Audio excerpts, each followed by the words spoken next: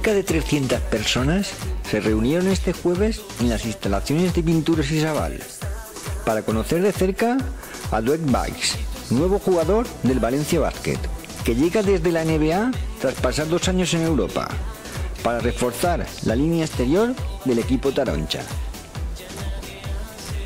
Un acto que también sirvió para dar a conocer el nuevo patrocinio de Pinturas Isabal, empresa valenciana con implantación internacional, que a partir de ahora acompañará al Valencia Basket en lo que esperamos sea el camino del éxito en todas las competiciones en las que participa. Se trata de Dwight Buysse. Dwight es un base escolta, como todos conocéis, norteamericano, que defenderá los colores de nuestro equipo con la camiseta, con el dorsal número 23 durante la temporada 2014-2015. Estamos muy contentos de poder contar en nuestras filas con un jugador de estas características. Dwight es un jugador que sus virtudes son conocidas por todos, su velocidad, su predisposición hacia el ataque, la versatilidad como base escolta, y que en sus manos están muchísimas canastas que también pintaremos de color taroncha con Pinturas Isabal.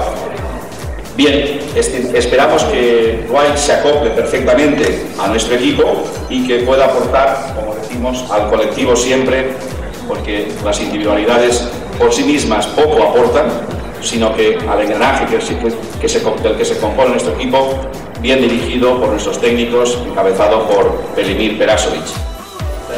All you guys for being here. I'm extremely happy to be a part of such a hard-nosed, competitive ball club. Extremely excited for the season this year. Great things in store, and ready to play.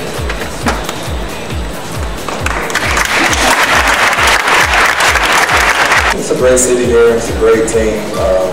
They've done numerous good things here, and I feel like it was a great situation for me to come here and be a part of this organization and try to continue to do good things here. Yeah, for sure. I definitely feel like this year I'll be able to get back in a great rhythm and play and get the feel of it. I definitely worked hard last season, but it just wasn't a good situation, so definitely get back and get my rhythm here. Just continue to get better. Coach is definitely a competitor, hard, tough coach, and that's all you want. You want somebody who's going to push you every single day and wants you to work hard every single day. And he does a great job at that. And the point guards are definitely, everybody's working every single day, everybody getting better.